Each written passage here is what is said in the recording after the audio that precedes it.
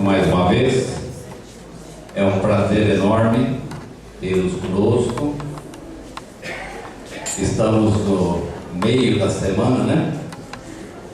E essa semana nós estamos comemorando 76 anos de trabalhos e de atividades do Centro Espírita Luz e Verdade, né? Então a gente fica muito feliz em tê-los dentro desta obra, dentro das atividades que temos desenvolvido. E como já dissemos, aqueles que já nos ouviram esses dias, um pouquinho de cada um pouquinho que cada um se doe, um pouquinho que cada um esteja presente, participando, colaborando, auxiliando naquilo que for possível e que esteja na sua altura. Sem dúvida alguma, o movimento do Centro Espírita se fortalece. E fortalecendo este movimento, não temos vantagens exatamente para nós, mas fornecemos vantagens para tantos outros irmãos e companheiros que procuram esta casa a fim de encontrarem recursos, de encontrarem um bálsamo, de encontrarem um esclarecimento sobre as suas necessidades espirituais. Então, nesse sentido, esta casa tem procurado desenvolver, tem procurado realizar o melhor que pode. E temos, graças a Deus, conquistado uma série de atividades e uma série de recursos. Então, esta casa hoje, ela se encontra com 86 atividades semanais, entre evangelização, escolas, cursos, reuniões mediúnicas, palestras e tudo mais, aquilo que nós temos desenvolvido durante a semana toda, né? Então, porque esta casa começa as suas atividades, fica aí o convite para quem quiser, começa as suas atividades às 6h30 da manhã, todos os dias, sabe disso? 6h30 da manhã tem a prece matinal. Aqueles que quiserem vir, venham, vamos fazer um evangelho, vamos ter a oportunidade de orar um pouquinho para começarem bem o dia, tomar um passe, receber um passe e irem para o seu trabalho. E depois, durante a semana toda, à noite, nós temos uma série de atividades e não fechamos, porque essa casa tem trabalho de domingo a domingo, né? Para aqueles que conhecem um pouquinho mais, nós começamos na segunda e terminamos no domingo. Na segunda começa de novo, né? E assim nós vamos tocando o barco, né? Com a graça de Deus, com a bênção de Deus, nessa desenvoltura, na tentativa de auxiliar e colaborar naquilo que estiver ao nosso alcance, né? Bom, hoje nós temos, na continuidade, nós temos o nosso grande companheiro, amigo, né? Que já tem vindo a esta casa outras vezes e ficamos muito felizes com o seu retorno, né? De estar aqui conosco, e hoje ele trouxe um presente, que ele trouxe a esposa dele, né? E das outras vezes não tinha dado certo, então nós ficamos muito felizes de tê-la conosco também, em conhecê-la, né? Orson Peter Carrara é natural de Mineiro, do Tietê, e reside em Matão, ambos municípios do estado de São Paulo. Espírita desde criança, autodidata, casado, pai de 3 filhos e profissionalmente é editor. Movido pelo ideal espírita, é palestrante e escritor. Desde muito cedo, sempre gostou de falar em público e proferir palestras. Filho de Roberto Pascoal Carrara e Genoefa Altemari Carrara. Nasceu em 10 de março de 1960. E ele tem desenvolvido um trabalho de levar a doutrina espírita por este Brasil afora, tá? Levar a cultura, levar conhecimento, levar novas ideias, e tem uma característica muito interessante, de abrir espaço para novos oradores, né? Quando a gente precisa de um outro orador ou quer alguma palavra nova, é só perguntar ao Orson, que ele sempre tem alguém para informar. Então ele vem se colocando nesta missão realmente da divulgação da doutrina e, obviamente, auxiliando e colaborando com muitas pessoas, né? Para nós darmos início, vamos fazer uma prece, agradecendo a Deus primeiramente, pela oportunidade de aqui estarmos. Que Deus nos permita, nesses instantes, nos sentirmos mais próximos dele, envolvidos pelo seu abraço, pelo seu amor, pelo seu carinho. Que possamos nos sentir mais serenos e tranquilos dentro das nossas preocupações e que possamos levar daqui novos rumos, novas ideias e novos sentimentos. Pedimos em favor dos nossos lares, mas também pedimos em favor daqueles nossos irmãos necessitados, aflitos, desorientados, muitas vezes desequilibrados, aonde passam pelas suas provas, pelas suas expiações, pelos seus testes. Que Deus permita que eles também consigam encontrar a força em Ti e encontrar o seu amor dentro de si. Graças a Deus. Graças a Deus. Então nós vamos convidar o Orson para falar conosco.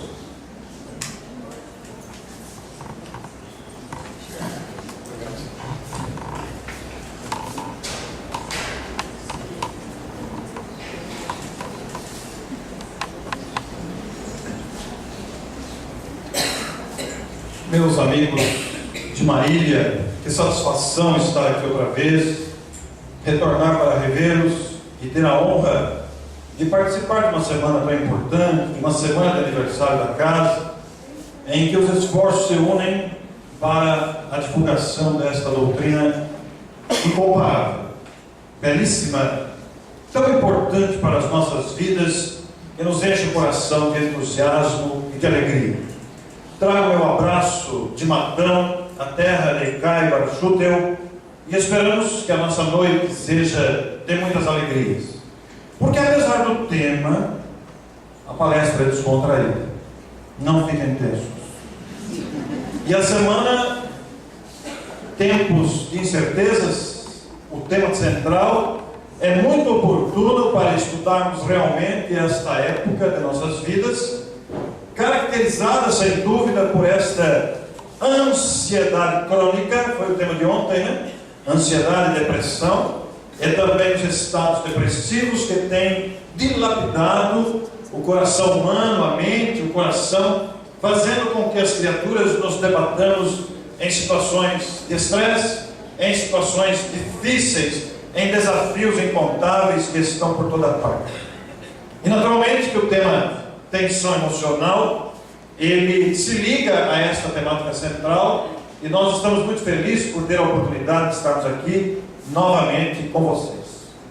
E seria muito interessante perguntarmos a nós mesmos como é que estão as nossas decepções, como é que estão as nossas frustrações, de que forma estamos lidando com a administração dos nossos próprios conflitos interiores. De que forma temos administrado e conduzido possíveis surtos de ciúme, de inveja, de apego, que todos nós, seres humanos, com esta tendência natural e sempre presente no comportamento humano, desta tentativa ou deste hábito dos nossos ímpetos agressivos, dos nossos ímpetos egoístas, que geram as tensões emocionais. Já se sabe que as tensões geram dores musculares, as tensões emocionais tiram o sono, as tensões emocionais, elas tiram o apetite, elas igualmente aumentam o apetite e são causas de muitas doenças.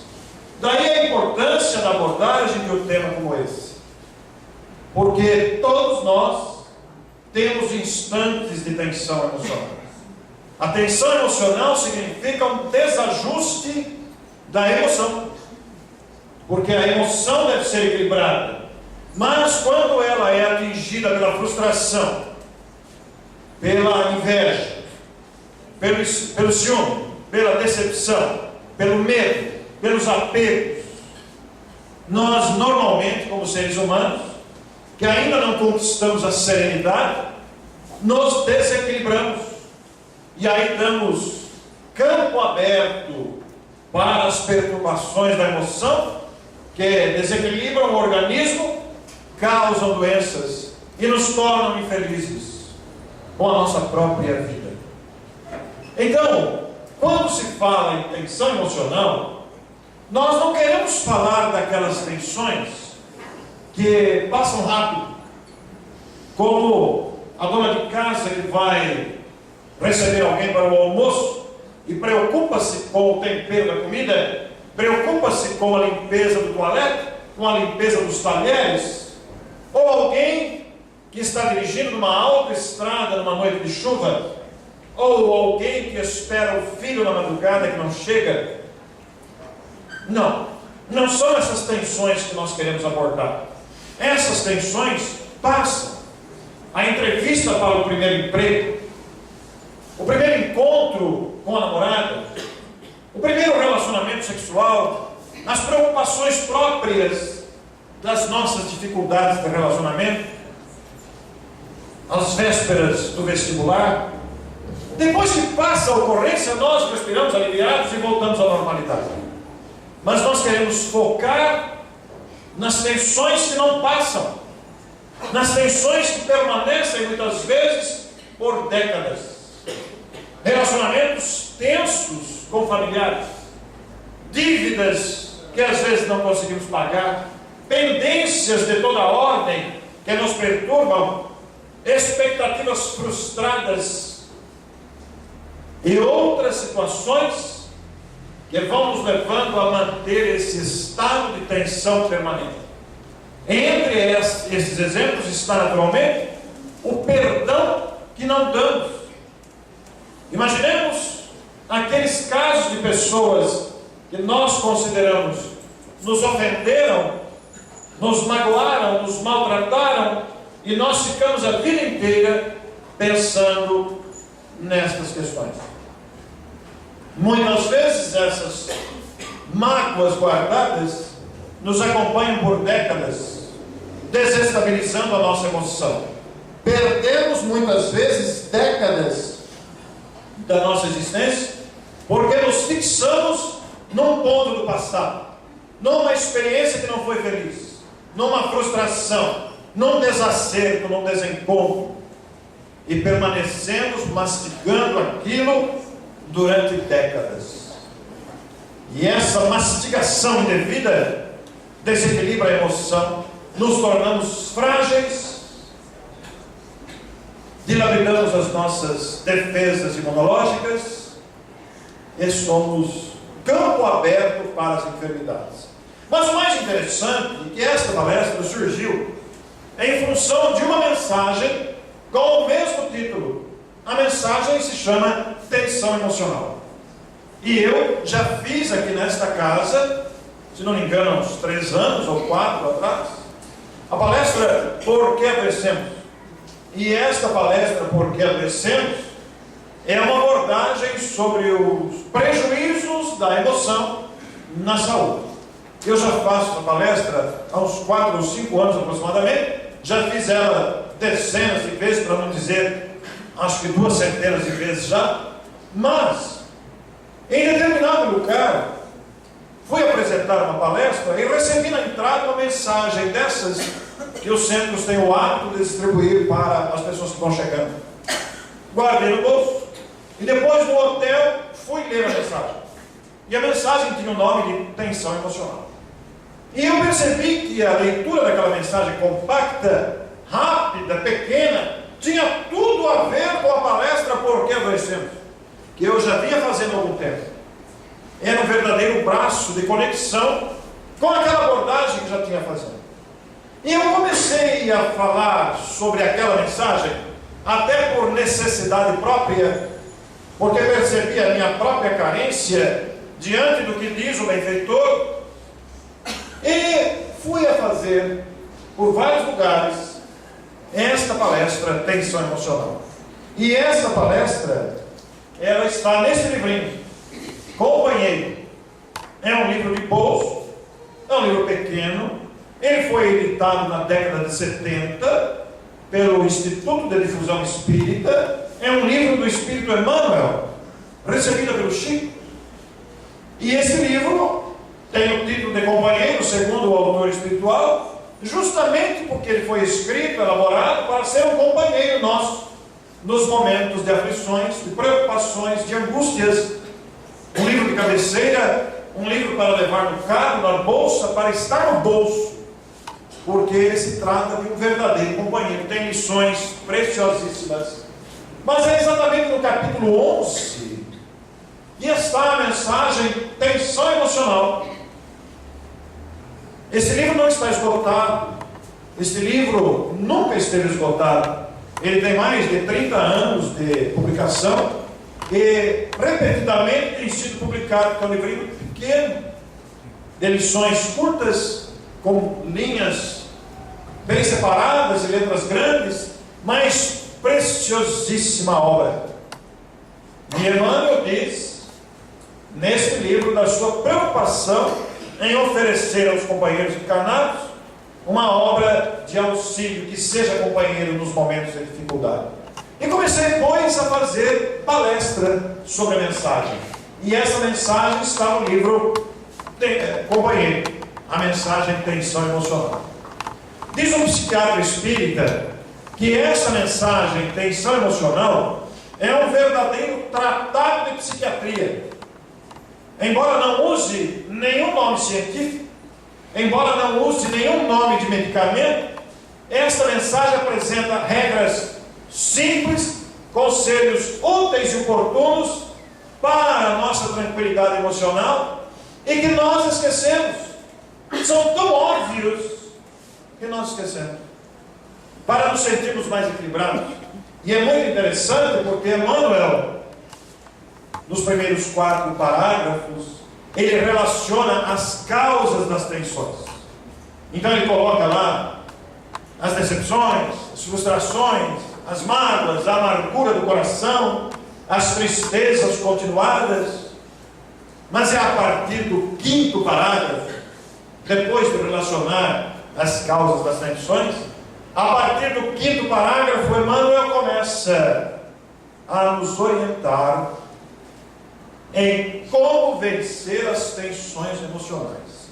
E é aí que ele começa a apresentar as orientações. E a característica mais marcante das orientações é a obviedade delas. Vocês vão notar. Eu fiz aqui uma síntese, não usei as mesmas palavras, procurei compactar para que a tela não fique muito cheia, com muito texto. A mensagem está no livro. O Grupo Espírita Os Mensageiros imprimiu ela em 2010, distribuiu para o Brasil todo. Tamanha a sua importância, um exemplar caiu na minha mão. E aí comecei a estudar a mensagem e descobri a minha própria necessidade. E venho aqui partilhar com vocês hoje, porque a mensagem me surpreendeu vivamente. E diz Emmanuel, a partir do 5º parágrafo da mensagem, e diz ele: se você aceita a existência de Deus e se entrega à prática salutar da religião escolhida, você já se previne das tensões emocionais. Ora, o simples fato de entendermos que existe um poder que dirige a vida, o simples fato de entendermos que existe um Pai Criador que nos ama intensamente, já é motivo para confiarmos na vida e não nos deixarmos abater com tanta frequência como fazemos. Não nos deixar entregar a tristezas continuadas, a revoltas, rebeldias, teimosias, tão comuns do nosso gênero humano. Porque quando aceitamos a existência de Deus que não erra, e principalmente considerando o patrimônio oferecido pela doutrina dos Espíritos, saberemos que as circunstâncias adversas que nos chegam, na verdade são degraus de amadurecimento, significa o verdadeiro auxílio de Deus para o nosso progresso. E se temos uma religião, seja qual seja, porque todas as religiões são importantes, todas elas cumprem um papel de orientação e presença na vida humana, todas elas oferecem um alimento espiritual. Se temos uma religião, devemos nos comprometer com essa religião e nos entregarmos a ela como quem busca o alimento que precisa para o equilíbrio espiritual. A religião não pode ser circunscrita àquele dia e àquele horário da semana. No nosso caso, se somos espíritas, não podemos apenas ser espíritas recebedores de paz. Nós temos que nos comprometer com essa doutrina que nos oferece oportunidades variadas de trabalho. É esta casa funcionando de domingo a domingo a partir das 6h30 da manhã. De domingo começa que hora? 7h. Meia hora apenas de lambuja. A sopa de manhã. Numa casa que trabalha de domingo a domingo, com 76 atividades, entregando-nos à prática salutar da religião, que também significa trabalho em favor do próximo, já será recurso abençoado de sustentação para a superação das aflições e das nossas tensões emocionais. A religião é o alimento da alma, assim como o arroz, feijão, o bife, o franguinho frito, etc., nos ajudam a manter o corpo em pé, em funcionamento. Também a religião é recurso de religação com Deus. E não podemos dispensar a religião, precisamos dela infinitamente. E esta ligação com Deus nos sugere o trabalho uns pelos outros através da solidariedade que a crença oportuniza e oferece e aconselha, porque o trabalho em prol do próximo é a nossa melhor garantia de felicidade. Nós não percebemos que é exatamente trabalhando uns pelos outros que nós nos equilibramos. A nossa presença, a nossa perseverança, o nosso comprometimento é que nos dá saúde espiritual. E nós queremos tomar o passe e ficar resolvidos. Tomamos o passe, saímos daqui e continuamos tristes. Continuamos reclamões. Continuamos revoltados com a vida. Não vai adiantar. O trabalho nos ajuda a superar isso. Mas Emmanuel continua: aceite a vida como ela é, melhorando-a com paciência. Aceitar a vida como ela é. Mas não é uma aceitação passiva, como quem diz: Deus quis assim, e eu vivo assim mesmo. Não, é uma aceitação ativa, em que aceitamos a vida que temos, mas vemos à nossa volta o que é possível fazer para melhorá-la, no aspecto profissional, no aspecto familiar, pessoal, interior, social, em todos os aspectos. O que é que eu posso fazer para melhorar a minha vida? Mas ele sugere a paciência como virtude excelente para melhorar a vida, armando-nos com esta virtude incomparável. Então nós vamos vendo a obviedade das suas orientações, normalmente esquecidas. E ele diz ainda: aprende a estimar os outros, sem exigir transformação. Quem somos nós? Que competência, que autoridade temos para mudar os outros? Para exigir transformações dos outros, quando ainda temos um trabalho intenso a fazer com a gente mesmo, a melhorar a nossa conduta, o nosso padrão moral, o nosso comportamento, o nosso comprometimento, e ao mesmo tempo aprender a estimar os outros.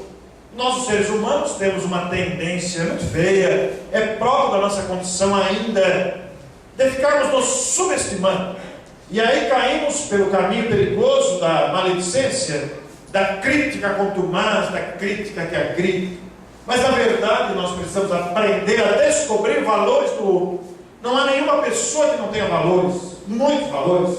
Os valores da gentileza, os valores da bondade, os valores do sorriso, da simpatia, os valores do desapego, os valores do comprometimento, da responsabilidade, da honestidade. Todos nós, apesar da fragilidade, da carência, temos valores. Valores que permanecem para frente, para sempre. Então precisamos descobrir os valores dos outros, ao invés de nos fixarmos naquele ponto desagradável do outro, que nós também temos, convenhamos.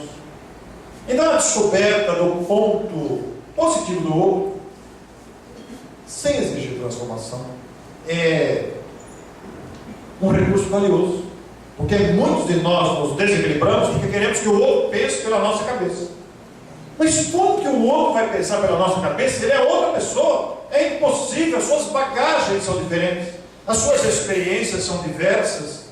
Então o outro é o outro, e nós não temos o direito de cobrar Dedicar-se ao trabalho sem desprezar as pausas.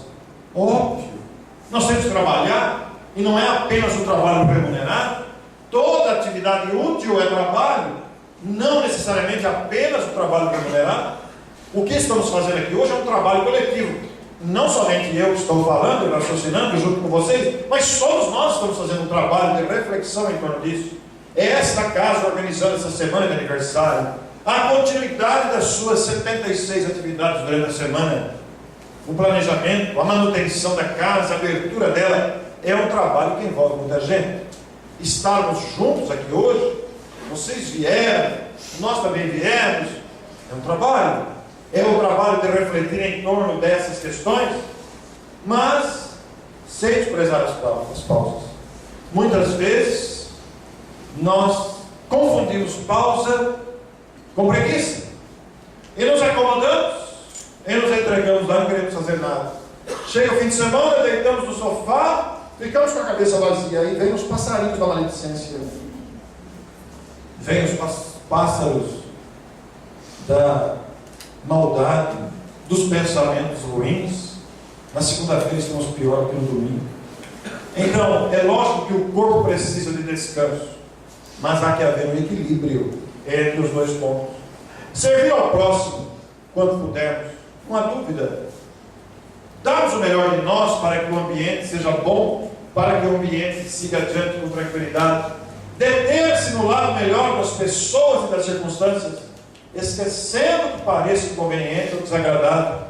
E este esquecer que pareça inconveniente ou desagradável não significa fazer vista grossa para o que é desagradável, para o que é inconveniente, mas não nos fixarmos tanto no desagradável. Muitas vezes enxergamos apenas o equívoco e esquecemos de ver o resto. Muitas vezes uma pessoa trabalhou a vida inteira, foi uma pessoa dedicada, respeitada, amada, um deslize, e nós ficamos com deslize e desconsideramos as décadas de dedicação à convivência conosco. Por que somos assim? Então Emmanuel diz: detenha-se no lado melhor, porque as circunstâncias, as pessoas têm o seu lado difícil, é claro. Somos criaturas humanas, imperfeitas, somos criaturas inacabadas, necessitadas ainda de intenso aprimoramento. Então é muito natural que ocorram essas dificuldades. Dispensar ressentimento, as mágoas guardadas, como dissemos na palestra do Porquê Adoecemos, as mágoas guardadas geram tumores de câncer. Dispensar ressentimento, esquecer a ofensa, a suposta ofensa. Mas aí pensaríamos: mas como esquecer aquele que me ofendeu? Eu encontro com ele, encontro com ela, não tem como, eu lembro, o cara me bateu, o cara me ofendeu, gritou comigo. Mas o Evangelho recomenda perdão. E nós vemos a sabedoria da recomendação do Mestre, não é apenas um conselho moral, mas é uma recomendação de sabedoria, porque aquele que não perdoa fica algemado, amordaçado, preso às lembranças desagradáveis, desestabilizando-se emocionalmente, porque a sua vontade é vingar-se. Se pararmos para pensar na grande quantidade de problemas no relacionamento humano, veremos que uma das causas principais está nas mágoas guardadas, nas vinganças, na ausência do perdão. Então a importância do perdão, dispensar o sentimento. Façamos esse esforço de aprendermos a descobrir o valor do outro, ao invés de nos fixarmos na ofensa, na suposta ofensa. Quando não perdoamos, nós estamos impactando as nossas defesas orgânicas. Cultivar a simplicidade, não precisa nem comentar. Cultivar a simplicidade, admitir o fracasso por lição proveitosa. Quantos de nós não caímos em depressão, não entramos por campos perigosos de tristezas continuadas, porque fracassamos em alguma área da nossa vida? Ora, quem de nós já não fracassou? Em alguma área, e às vezes várias vezes ao dia. Quantas situações que planejamos e não foi adiante? Quanta coisa que não conseguimos realizar? Foi um fracasso, não deu certo. Ora, é lição. É uma experiência acumulada, porque são das experiências acumuladas que nós progredimos. Conversar com alegria e esperança.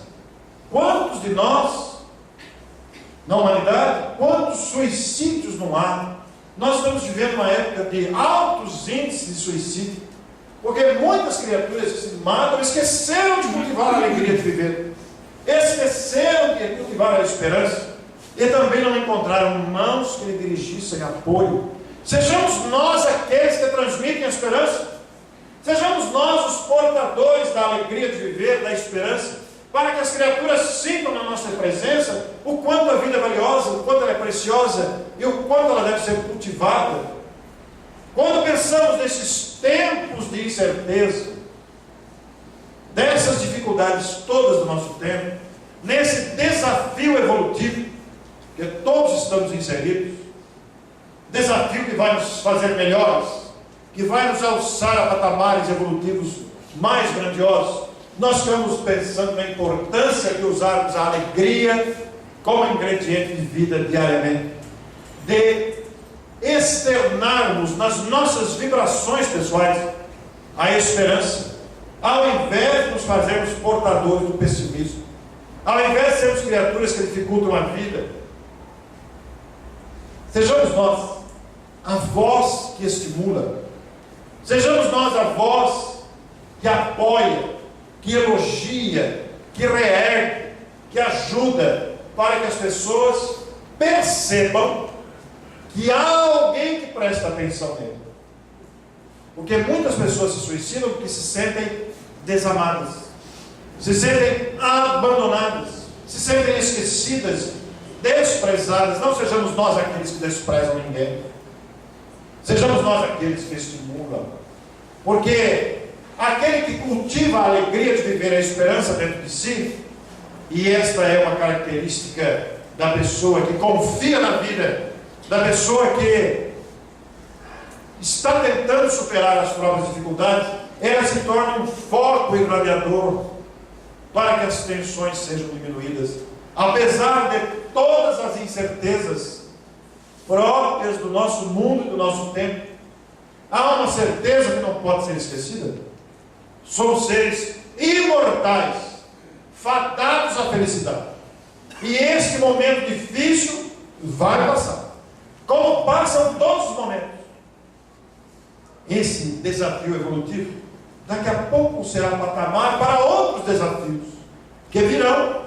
Então nós temos que aproveitar os desafios e as adversidades para adquirirmos experiência, para sabermos que mais adiante virão outros desafios de crescimento, porque somos espíritos fadados à perfeição, e para alcançar a perfeição somos experimentados, provados, testados, levados ao testemunho, para ver se já somos capazes de avançar mais um passo. Então, entre os elementos, a alegria e a esperança. Não se fazer problemas para os outros e zelar para si, por si mesmo. Muitos de nós dificultam a vida. Muitos de nós são inflexíveis, não dão o braço a torcer por nada. Muitos de nós falamos: é assim, é do jeito que eu quero, no mundo eu quero me saber.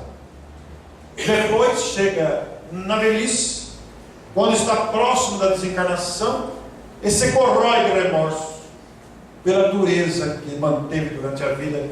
Sejamos aqueles que facilitam a vida, sejamos aqueles que simplificam a vida.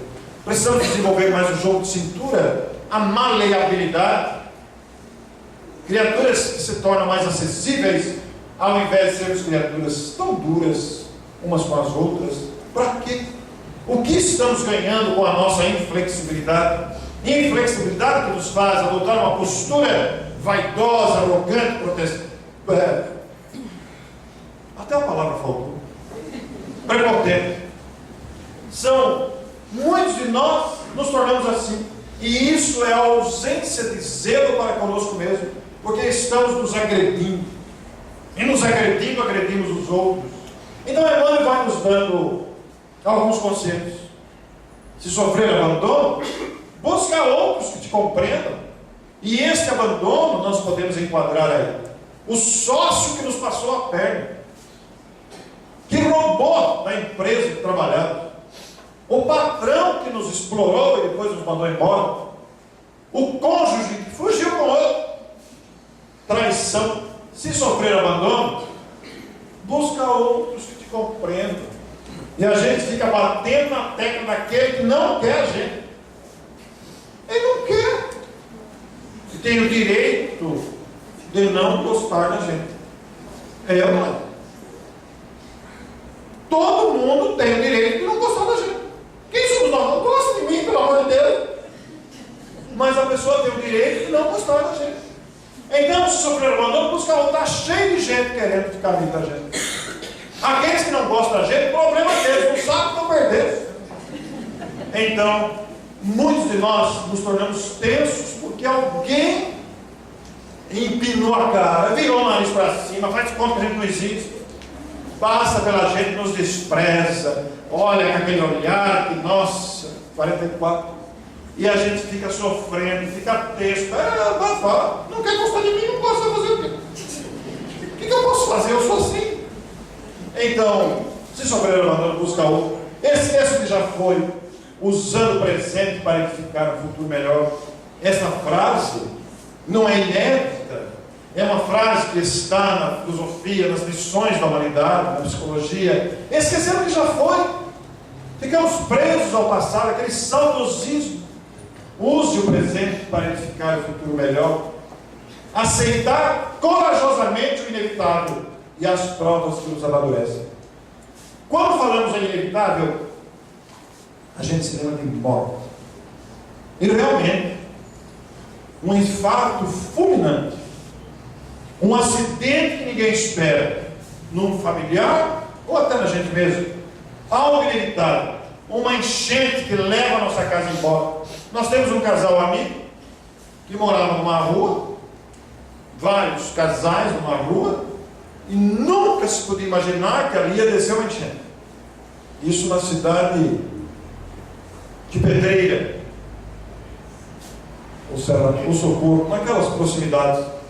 E numa noite inesperada, todos dormindo, uma tempestade, e a água simplesmente, em questão de pouquíssimos minutos, invadiu todas as casas. Eles perderam tudo, absolutamente tudo. Saíram apenas com a roupa do corpo. Inevitável. Quem podia imaginar aquilo? E Emmanuel sugere: aceite corajosamente o inevitável. E usa a virtude da coragem. A coragem é uma grande virtude. A gente precisa ter coragem de dizer sim, a coragem de dizer não, a coragem de assumir, a coragem de comprometer-se. Mas vamos trazer um exemplo da pátria brasileira. Estamos na Semana da Pátria. O nosso querido Brasil que nos acolhe, esta pátria imensa, este Brasil extraordinário, abençoado, que nós precisamos ainda aprender a respeitar, esta nação que nos acolhe, esta nação desse povo solidário, esta nação desse povo descontraído, desse povo ardente de fé, que acolhe. Aqui é o maior país católico do mundo, o maior país espírita do mundo, o maior país evangélico do mundo. Tudo é maior aqui, até a diversidade é maior aqui tem tudo, nem o que você imaginar tem aqui. Um povo que misturou todas as raças, que recebeu todas as raças. Eu viajo bastante fazendo palestra, tenho viajado no Brasil todo, e uma das coisas que eu mais admiro, ninguém pergunta onde eu vou. A gente vai pelos aeroportos, rodoviárias, cidades, hotéis, etc. Ninguém pergunta. Esta liberdade brasileira não tem preço isso, que coisa maravilhosa. Mas o Brasil viveu uma experiência que não estava habituado. Nunca tinha ocorrido isso. Todo mundo vai se lembrar da experiência do garoto Wellington, que entrou na escola de Realengo e metralhou os colegas adolescentes. Inevitável. Quem podia esperar? De uma hora para outra, o garoto entra lá e atira, mata vários jovens. E quando a gente pensa isso, a gente se lembra do que disse o Evangelho segundo o Espiritismo, na mensagem Caridade para com os criminosos. Quando o Espírito Autor diz que nós devemos amar os criminosos, porque nasceu para matar ou para matar-se. Matar os outros ou matar-se, suicidar-se, é decisão de uma criatura, é decisão do livre-arbítrio. E o exemplo do Wellington é um exemplo extremo do que é capaz de fazer uma tensão emocional. Porque o Wellington não soube administrar os seus conflitos emocionais. O que a imprensa mostrou, o que a mídia mostrou, não justifica os crimes, mas dá uma pálida ideia das suas carências, das suas dificuldades. E ele não conseguiu administrar aquilo e explodiu na violência contra outros jovens. É um exemplo extremo de tensão emocional. Porque imaginem a história daquele jovem. Ele se sentia abandonado, ele se sentia rejeitado, ele se sentia estranho no seu meio, ele se sentia solitário, e isto explodiu. É um exemplo extremo de tensão emocional. E o Espírito, na mensagem do Evangelho, nos convida a amar os inimigos, porque o Wellington é um filho de Deus como nós. É alguém que necessita da nossa compaixão. Deus não abandonou. É verdade que ele abriu um buraco de reparações conscienciais perante si mesmo, perante a vida, perante Deus. Mas a misericórdia de Deus nunca se faz ausente. Ele é um filho de Deus como nós. É uma alma também criada para a felicidade. E vai chegar lá. É certo que ele cavou um buraco de reparações. A misericórdia não abandona. E o amor, o Evangelho nos sugere, o Espírito sugere, que nós oremos pelos criminosos. Porque são irmãos nossos que se desequilibraram. E o Espírito evoca a lembrança do perdão às ofensas, evoca a lembrança do não julgueis.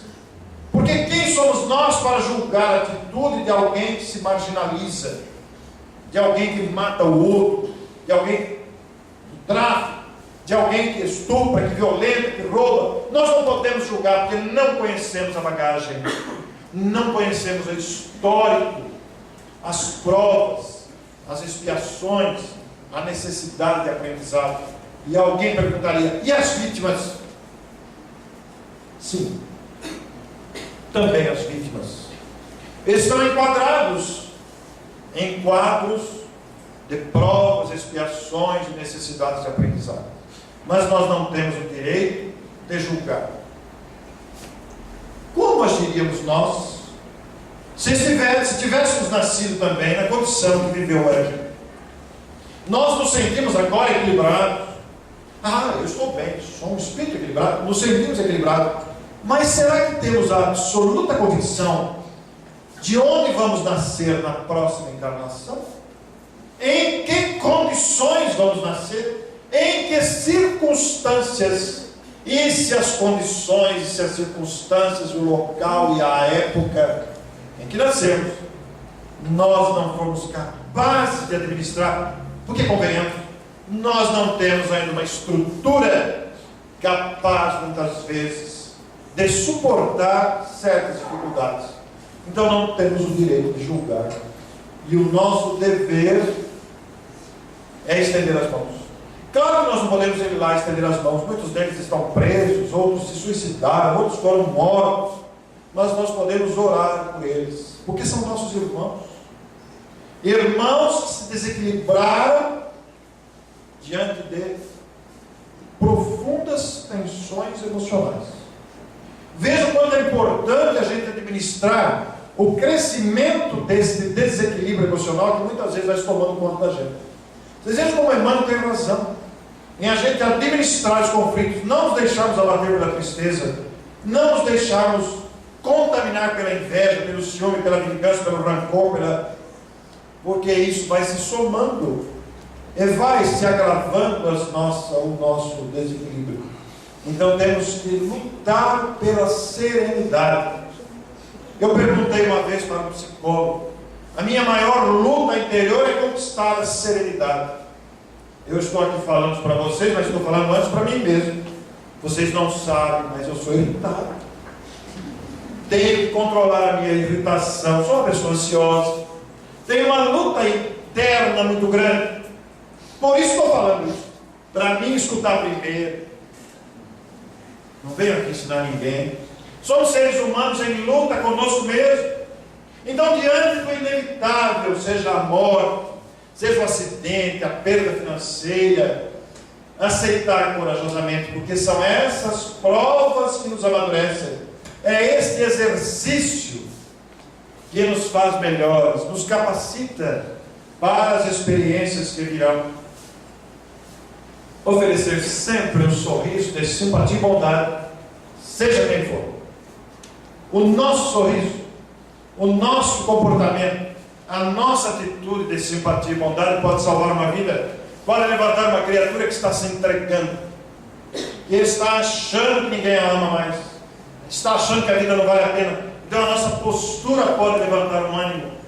O sorriso de simpatia é um recurso extraordinário. E diante da morte, lembre-se, e é um fenômeno biológico natural. A morte tem sido a grande vilã das nossas tranquilidades. Porque a morte causa muito sofrimento. Mesmo entre nós, os espíritas, que já sabemos da imortalidade da alma, a gente fica assim, né? Não tenho pressa nenhuma para voltar. Porque a gente ainda não assimilou que a morte é apenas um processo orgânico. A imortalidade nos é característica essencial. Ninguém morre, nunca. Somos seres imortais. Todavia, a morte causa sofrimento. A minha última palestra aqui foi sobre a morte, né? Passei aquele filme, A Partida, e nós mostramos aquele filme comovente. E aquela palestra da morte, em todos os lugares que eu vou, é muito comum no final da palestra aparecerem pessoas que vêm chorar a sua saudade, vêm chorar a ausência daquela pessoa que não retorna. É muito comum acontecer isso, porque a morte maltrata. De repente aquela pessoa que a gente ama se isola da gente, some da nossa vida, não volta mais fisicamente. Todavia a pessoa continua viva. Mas a morte, além de ter esse lado difícil, de sofrimento, muita gente entra em depressão por causa da morte, muita gente entra em tristeza e fica doente porque o ente querido partiu. A morte também tem esse lado de medo. Nós temos um casal amigo, os dois são espíritas. Contei essa história aqui já, não? Os dois, às vezes a gente corre o risco de contar, de repetir a história. Então, se eu repetir alguma história aqui, vocês levem em conta a destruição dos meus neurônios. Aqueles que não ouviram, aqueles que já ouviram, tenham a paciência de ouvir de novo. Aqueles que não ouviram, poderão ouvir agora. Nós temos um casal amigo, que os dois são espíritas. Nasceram espíritas, se conheceram na mocidade, começaram a namorar e se casaram. E formam um casal harmonioso, vivem muito bem. Dá gosto de ver o carinho com que se tratam. Estão casados há 30 anos. Namoraram 10, portanto estão juntos há 40 anos. 4 filhos e alguns netos. E se gostam muito. E o marido um dia chegou em casa e falou: bem, se eu morrer primeiro, normalmente os homens morrem primeiro, né? Muito comum isso. Nós fomos visitar um condomínio da terceira idade em São José do Rio Preto, que é um modelo canadense, e haviam lá 35 viúvas e 3 viúvos. Quer dizer, os homens morrem primeiro porque não se cuida, a mulherada se cuida mais. O homem vai levando, então os homens morrem. É muito difícil morrer o casal junto. Só se for um acidente que morre os dois. Mas na maioria das vezes, um vai primeiro e o outro fica. E aquele que fica, ele se esquece que o outro que foi também tem saudade, também sofre, né? Então o marido chegou em casa e falou: bem, eu gosto tanto de você, mas se eu morrer primeiro, a gente é espírito, você deixa aparecer no quarto de noite para a gente conversar? Eu vou nem pensar. Mas bem, nós somos espíritas desde a infância. Nós frequentamos a evangelização do centro desde pequenininho. Fomos da mocidade, estudamos o livro dos espíritos a vida inteira. A gente sabe que o espírito é imortal. O perispírito pode se tornar visível em determinadas condições. Pode até materializar. Eu me sinto tão bem, a minha consciência está em paz, eu tenho certeza que a vida continua. E eu tenho certeza que vou estar bem. A minha consciência não me acusa de nada, eu estou tão equilibrado. Isso realmente forma um casal muito equilibrado. Então, deixa eu aparecer no quarto. Não, você fica lá. Quando eu chegar, você me recebe. Olha o medo de ver espírito. O espírito. Mas, bem, que história boba. Nós nos gostamos tanto. Nós vivemos tão bem. Que mal há nisso? No que ela ia responder, o filho mais velho que estava na casa escutou a conversa. Aí ele pôs a cabeça assim na porta do quarto e falou: pai, se você aparecer de novo no quarto, eu mato para ver. O tamanho é o medo de espírito. E eles são espíritas. Imagina se não fosse. Me diga uma coisa: você tem um celular do jeito aí, Zé? Todo mundo usa celular hoje. É um hábito, tem mais celular que gente no Brasil. Então, a gente usa o celular. Agora nós substituímos aquele velho despertador que bate assim, balançar da cabeça, pelo celular. Porque o celular, você escolhe a musiquinha, você determina a hora com precisão, ele começa devagarinho, e vai subindo o som, você acorda e tem o sonequinha, né? Aí você bate o dedo, e daí 5 minutos ele vem do ar e tem que levantar mesmo. Mas dá a possibilidade de você bater a mão e ele dormir mais um pouco. Amanhã é dia útil. Embora seja véspera de feriado, é dia útil. Então amanhã, quando o celular tocar, que vocês programaram a hora de despertar, quando o celular tocar na hora, porque cada um tem uma hora, 5h30, 5 horas, 6h30, 7 horas, trabalho, estudo, etc. Não sei, cada um tem a sua programação de vida. Na hora que o celular tocar amanhã, e vocês forem bater a mão para desligar o celular, se a mão passar reto,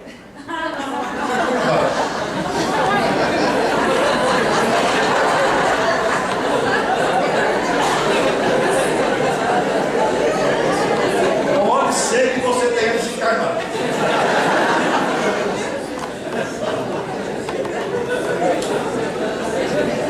Eu não sei. Essa história está desabilitando o celular como despertador. Mas, se você passar a mão e não conseguir desligar o celular, está esquisito, a mão passa no meio do criado mudo, sente-se na cama calmamente. Tente pôr o chinelo. Se o pé passar, o chinelo ficar, está ficando muito evidente. Mas há uma terceira alternativa. Vá até o banheiro. Olhe-se no espelho. Se você não se ver no espelho, babau. Já foi. Todavia, há ainda uma hipótese. Pode ser que você esteja vivendo pela primeira vez a experiência de desdobramento pelo perispírito. Porque você sabe que durante o sono do corpo, a alma liberta-se parcialmente do corpo através do perispírito e pode fazer excursões noturnas. Tem alguns que não saem nem do quarto. Tem outros que vão até em outros planetas. Mas se você observar-se, já tentou desligar o celular, até tocou pela segunda vez e nada, você não conseguiu desligar. Foi ao banheiro, não se viu no espelho, não conseguiu pôr o chinelo, e você está se vendo deitado na cama, de pé aqui, com o mesmo pijama, pode ser que você esteja vivendo essa experiência. Então faça o seguinte: vá devagarinho, perto do corpo, e coloque a mão na testa. Se tiver gelado, está constatado.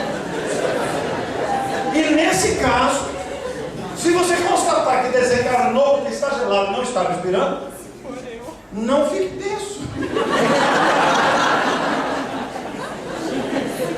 Não fique tenso. Lembre-se aqui do Luz e Verdade. Lembre-se. Pode lembrar de você? Lembre-se do César. Lembre-se do Livro dos Espíritos. E lembre-se lembre-se do que ensina o Espiritismo: a alma é imortal. O corpo morre, mas a alma sobrevive para sempre. Porque se você ficar tenso, você vai criar uma cortina fluídica à sua frente e você não vai ver os espíritos que estão ali para te ajudar. Todavia, se você lembrar-se dos ensinos da doutrina espírita, ficar sereno, lembrar da mensagem de Emmanuel, da morte é apenas um fenômeno biológico natural, eleve o pensamento a Deus, ore com sinceridade, sem tensão. Quando você abrir os olhos, estarão ali a vovó, o vovô. Vamos, meu filho, vamos. E eu contei essa história numa cidade do interior paulista, lá perto de Matão, e estava na palestra um amigo meu, que é médico, mas ele dificilmente vai nas palestras porque ele tem plantão na UTI, é muito difícil para ele. Mas naquele dia ele foi, deu certo, ele sabe que eu vou lá, é difícil ele ir, mas quando ele pode, ele vai. Então ele falou, no outro dia me mandou um e-mail, falou: eu acho que gostei da história, mas eu tenho outra para te contar. Não fale a cidade, você pode até falar que eu sou médico, mas não fale minha profissão, meu nome. Não, eu preservarei a sua identidade, é claro, mas pode contar a minha história. Você sabe que eu também sou espírita de infância, nós somos em 3 irmãos, meu pai já morreu, minha mãe é viúva, a minha mãe está muito forte, ela tem mais de 80 anos, mas é uma mulher lúcida, uma mulher forte, faz tudo sozinha, não depende de ninguém. E você sabe que a minha mãe mora na mesma quadra que eu, na mesma cidade, separadas algumas casas. E os meus outros 2 irmãos, nós 3 somos casados, os 3 irmãos somos casados, os outros 2 moram em outras cidades. E a minha mãe, de vez em quando, vai passar férias, fica 15 dias na casa de um filho, 10 dias na casa do outro, depois volta para a casa dela. Quando ela está na cidade dela, na nossa cidade, ela fica na casa dela, ela é totalmente independente, mas ela gosta de ficar um tempo na casa de cada filho, os que moram fora.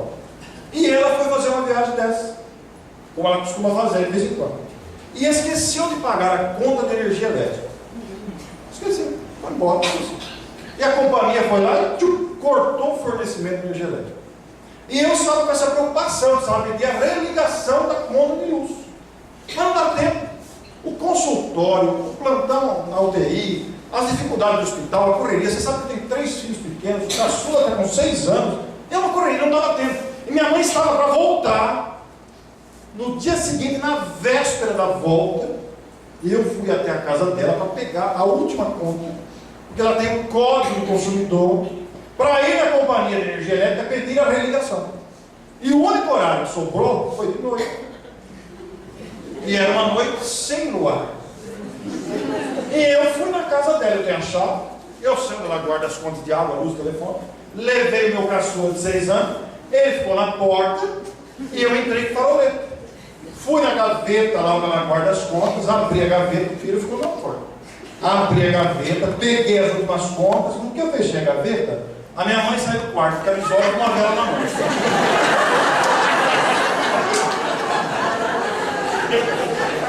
Qual a conclusão que ele tirou? Ela morreu e veio me buscar. Eu saí pelos calcanhares. E ele é espírita. E é a mãe dele. Não é nem o obsessor que ele criou. É a mãe. Ele saiu pelos calcanhares, atropelou o filho, pisoteou o filho, já foi direto para o hospital, porque ainda bem que ele era médico, já foi direto para o hospital, machucou o menino. Medo de espírito. Imagina a tensão que causa a morte. Mas a doutrina espírita nos ensinou que a morte não existe. E somos criaturas imortais.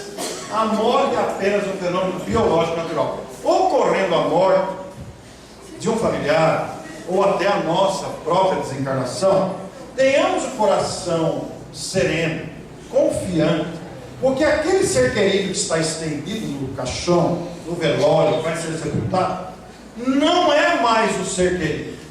Aquela é a roupa que o ser querido usou. O ser querido está se desprendendo. Pode ser até que já tenha se desprendido. Nós não temos como avaliar isso daqui. Mas aquilo é apenas uma roupa. Eu vivi a experiência com a morte do meu próprio pai. Nós nunca brigamos.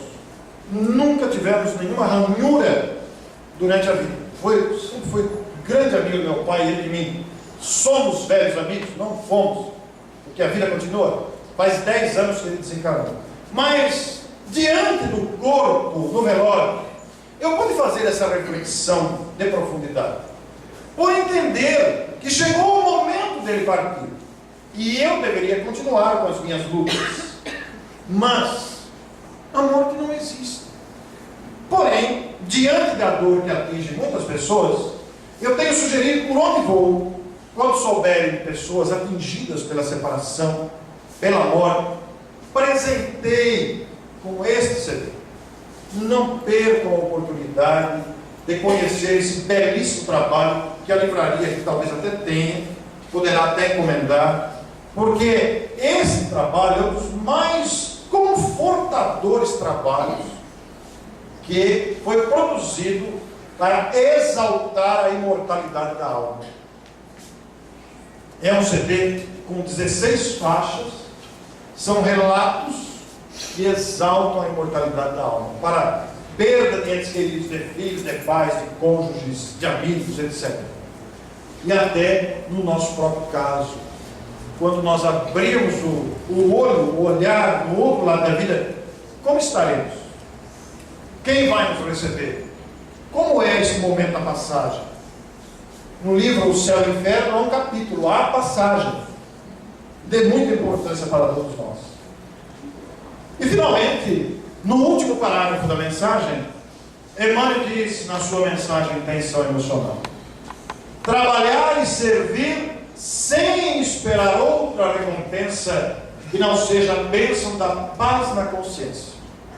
Trabalhar e servir, o trabalho remunerado, porque preenche a nossa atividade mental, mas também o trabalho não remunerado, e servir, onde entra a abnegação, o importar-se com o próximo, sem esperar outra recompensa, que não seja a paz de consciência. Dizem os Espíritos que a paz de consciência é a única felicidade real que o ser humano pode desfrutar sobre a Terra. É a única coisa que realmente vale e que fica. Pois, nesse caso, nenhuma tensão emocional te criará desencanto ou doença. Deves que você cumpres o teu dever. Já imaginaram quanta coisa está nesse cumprir o dever? Tem alguém aqui que já leu o livro Memórias do Padre Germano? É um dos mais extraordinários livros da literatura espírita. É um livro clássico. O prefácio é de 1900. E o seu autor espiritual relata as suas próprias angústias, as suas próprias experiências de homem, que foi padre antes da doutrina espírita, antes da codificação. Mas ele relata também o drama das confissões que ele ouvia, que são os mesmos dramas atuais. Mudou o tempo, mas os nossos dramas são os mesmos. Mas o livro todo é uma exaltação ao dever. Não deixem de ler, que vocês vão se maravilhar com os contos e memórias do Padre Germano. Se cumpres o teu dever com sinceridade, quando te falte força, Deus te sustentará. E quando não posso fazer todo o bem que desejas realizar, Deus sempre fará a parte mais importante. Então o segredo está ali, olha, trabalhar e servir, sem criar expectativas. São as expectativas que frustram, que decepcionam, que nos criam as tensões. E essa mensagem, adaptada para a palestra, transcrita no capítulo 11, do livro Companheiro, foi ditada pelo grande Emmanuel ao também extraordinário médium Chico Xavier.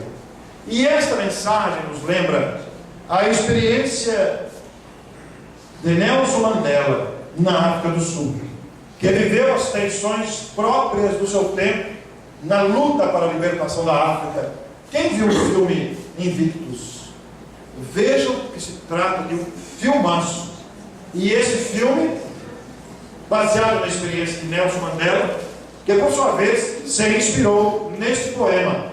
Vejam só: de dentro da noite que me cobre, negra como a cova de ponta a ponta, eu agradeço a quaisquer deuses que sejam pela minha alma inconquistável. Na cruel garra da situação, não estremeci, nem gritei em voz alta, sob a bancada do acaso, minha cabeça está ensanguentada, mas não curvada. Além deste lugar de ira e lágrimas, avulta-se apenas o horror das sombras, e apesar da ameaça dos anos, encontra-me e me encontrará destemido. Não importa quão estreito o portal, quão carregado de punições à vista, sou o mestre do meu destino, sou o capitão da minha alma. Eu coloquei este poema em função desse final na estrofe. Sou o mestre do meu destino, sou o capitão da minha alma. Somos nós, os construtores do nosso desequilíbrio. Somos nós os construtores da nossa felicidade. Aprendamos a erguer a cabeça e prosseguir com destemor diante das situações que a vida vai apresentando. E esta mensagem, comecei a fazer palestra dela pelo Brasil todo, usando a mensagem por necessidade própria, como eu disse, para também me domar, para aprender comigo mesmo das experiências. Alguns companheiros falaram: por que você não faz um livro sobre a mensagem? E realmente virou o livro Tensão Emocional. Cada parágrafo da mensagem virou um capítulo da obra, e no final da obra pusemos a mensagem na íntegra. Qual que é o objetivo? Para que esse tesouro não fique esquecido no livrinho de bolso, nem na mensagem avulsa, mas alcance mais e mais corações, para que nos levantemos das aflições, das decepções, das frustrações. E o livro teve uma ótima aceitação, foi tema do Transição. Aliás, vocês sabem que o Transição está de volta, todo domingo às 4h15, e depois da ótima aceitação, a editora, contente com o resultado da aceitação do livro, que deve estar hoje em 4ª edição, publicou também, editou um audiolivro. Tem o livro impresso e tem o audiolivro como um livro lido por uma radialista que foi lendo o conteúdo do livro. Então, por essas razões, o nosso coração se enche de alegria. Mas para concluir, eu trouxe um presente virtual para vocês.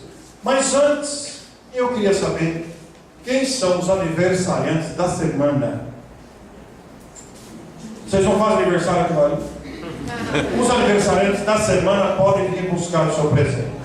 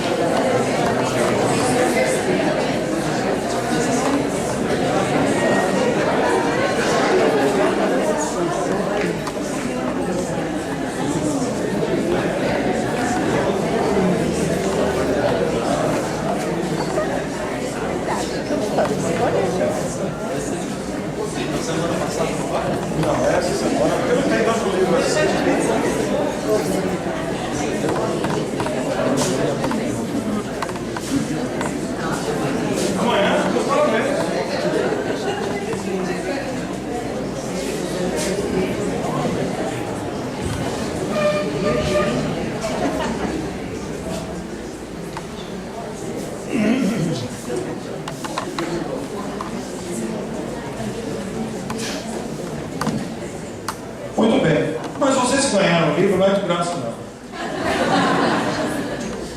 Vocês ficam com o dever de passar adiante, depois de ler, de aproveitar os conteúdos.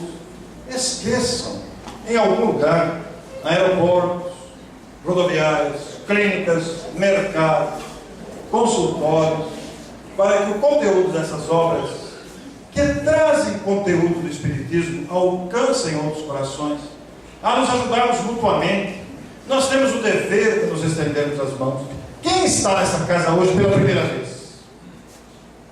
Pode vir buscar o seu presente também.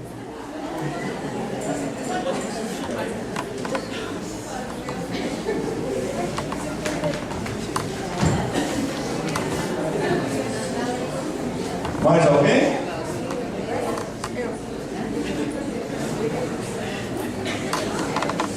E o compromisso é o mesmo, hein?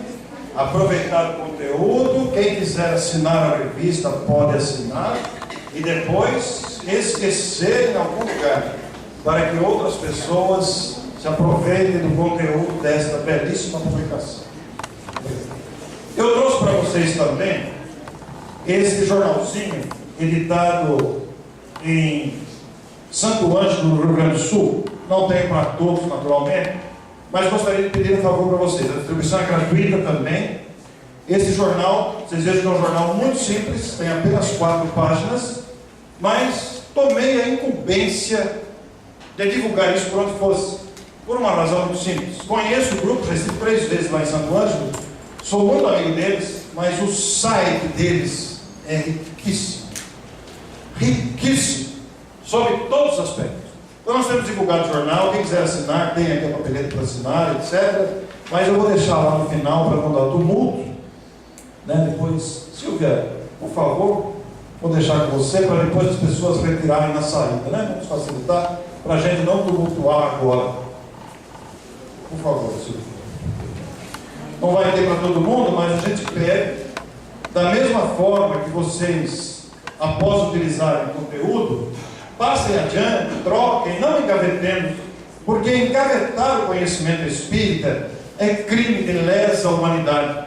Nós temos o dever de passar o conhecimento espírita adiante, como fez o nosso grandioso Caio Barchutel, lá em Matão, com a fundação do jornal O Clarim, em 1905, e da Revista Internacional do Espiritismo, em 1925. São publicações tradicionais, sérias, fundadas por Caio Barchutel, aquele que foi considerado o bandeirante do Espiritismo. O César leu aqui a minha apresentação do meu livro Dois Gigantes do Espiritismo.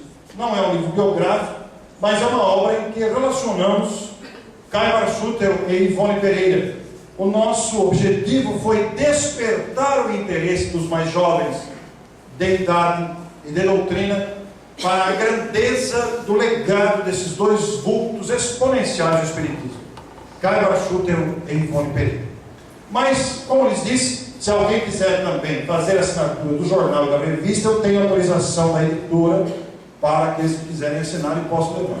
Mas eu quero me despedir de vocês oferecendo-lhes um presente virtual. Não se preocupem com a legenda. As imagens falam mais do que as palavras. Apaga a luz, né, César, por favor? A primeira.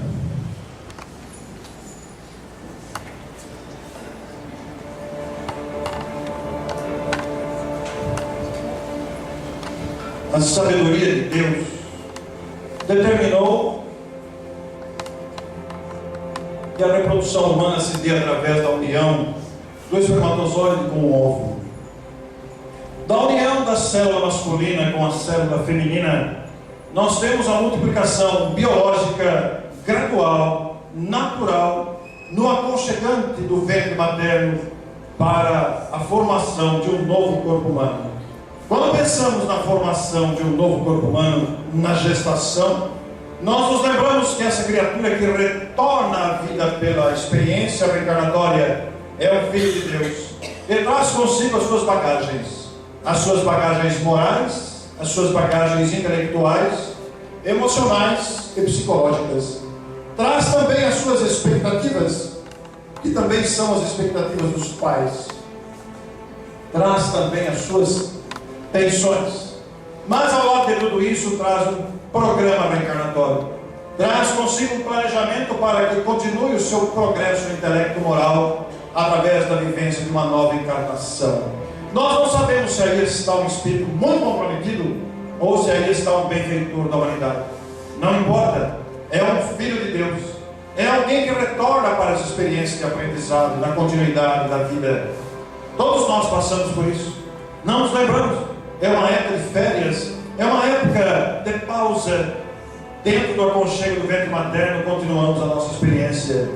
Mas, ao mesmo tempo, ao lado das bagagens, das expectativas, das tensões e do planejamento reencarnatório, o Espírito traz também o contributo das suas experiências para auxiliar na experiência humana através das suas aquisições. Quando pensamos nisso, o nosso coração se enche de gratidão a Deus, ao Pai da vida que nos deu a vida, a esse Pai que nos providencia tudo, que nos apoia, nos entende, nos ama Nos lembramos de Jesus, o Mestre da humanidade, que nos conhece pelo nome e que está sempre a nos amparar a todos os seus irmãos menores. Nos lembramos também dos benfeitores espirituais, do anjo da guarda. Nos lembramos dos nossos pais que nos forneceram um corpinho novo. Nos lembramos de nossa mãe, de nossas mães. Nos lembramos das mulheres que aqui estão, que são mães, que são tias, que são avós, ou das mulheres que ainda serão mães, porque trazem dentro de si o espetáculo da possibilidade de procriar, para que os filhos de Deus retornem à experiência reencarnatória, esta verdadeira caridade de Deus para com seus filhos, que nos oportuniza renovadas experiências para que possamos prosseguir no aprendizado. Diante de tudo isso, começamos a perceber o quanto a vida é preciosa. A vida é muito preciosa para ser desprezada. A vida é muito valiosa para ser entregue a tantas tensões, a tantos medos, a tantos apegos. A vida é uma experiência de crescimento. E quando nos lembramos disso, que gratidão, que alegria, que entusiasmo por tudo isso. Ergamos, pois, a nossa cabeça diante da vida, das adversidades, não nos deixemos vencer pelas tensões.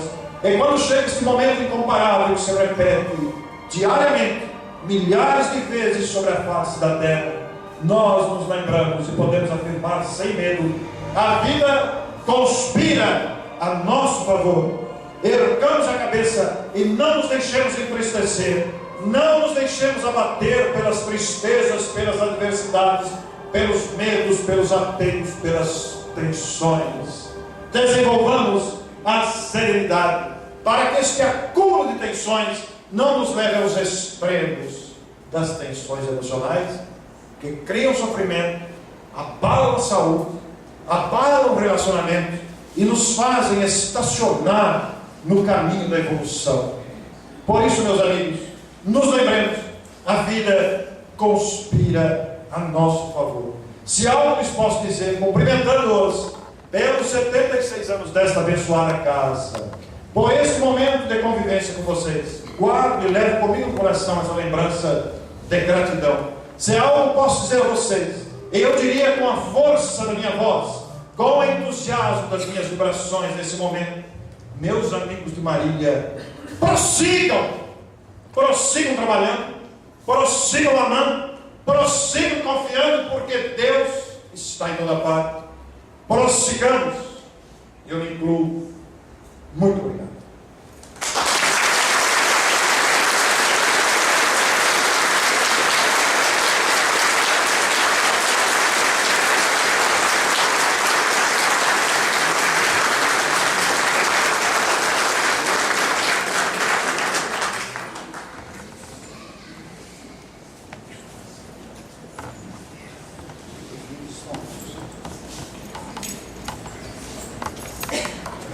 São temas para nós nos fortalecermos na continuidade da luta, na nossa jornada.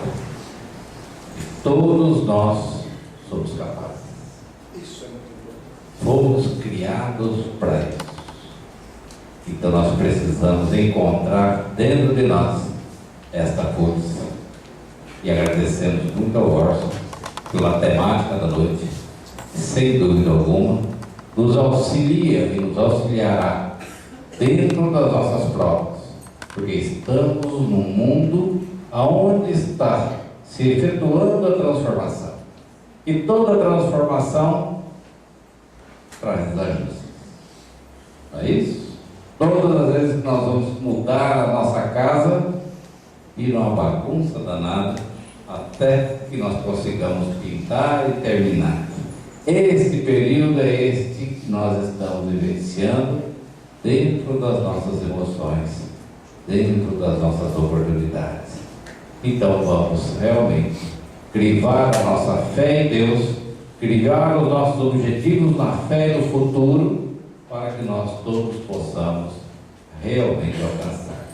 Então fica a nossa gratidão ao Orson pela temática da noite, né? Nós gostaríamos de convidar quem vai falar sobre a sacolinha. Tem alguém? Então nós estamos numa campanha, todo ano nós fazemos, e ela se inicia no aniversário da casa. Para o final do ano, para o Natal, nós criamos a campanha do Adore uma Criança. E todos aqueles que assim desejarem, se inscrevam, dão seus nomes, as meninas depois vão dar o nome da criança. Nessa sacolinha deverá ter um par de sapatos, uma roupa e um brinquedo, né? Elas pedem que sejam coisas simples, tá? Aqueles que puderem mais, é melhor dar para mais de uma criança do que dar uma coisa muito luxuosa para um só, mesmo porque cria uma disputa, porque todos vão abrir no mesmo dia, né? E será no dia 17, acho que é 16 ou 17 de dezembro, né? E nós aproveitamos para convidar a todos que venham participar desse dia, num domingo de manhã, onde será feita a distribuição, onde será feita essa confraternização. Nós temos também a campanha do kit de higiene, né? Onde vai pasta de dente, escova, sabonete, etc., shampoo, que também são distribuídos para essas famílias e para outros lares, para os lares dos idosos e tudo mais, né? Então, fica aí o convite para que vocês possam participar dessa oportunidade de trabalho. Nós vamos convidar vocês para amanhã com a doutora Lidimar.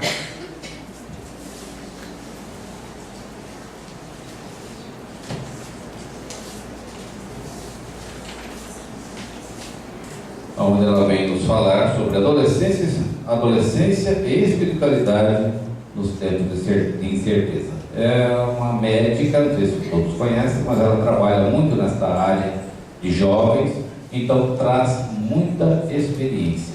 Então nós teremos a oportunidade aí de conhecer um pouco daquilo que ela vem estudando, daquilo que ela vem vivenciando, né? Então fica aí o convite para todos. E para nós podermos encerrar, então, vamos fazer a nossa prece de agradecimento. Eu acho que a melhor coisa que nós podemos fazer nesse momento é agradecer. Agradecer por estarmos aqui. Agradecer por termos tido a oportunidade nesses momentos de refletirmos e de pensarmos sobre temas tão importantes para a nossa vida. Mas podemos pedir a Deus que nos auxilie a enxergar, a entender, a sentir de forma adequada, de forma equilibrada, e que possamos levar, através dos nossos comportamentos, através das nossas ideias, através da nossa palavra, do nosso sorriso, através do nosso abraço, o conforto, a orientação e o amparo a tantos que passam pelas suas aflições. Que Deus possa ampará-los dentro das suas necessidades e que também consigam reconhecer que dentro de si existe um manancial de forças e de potencial que deverão ser utilizados. Graças a Deus. Na semana de palestras nós não temos os passes, né?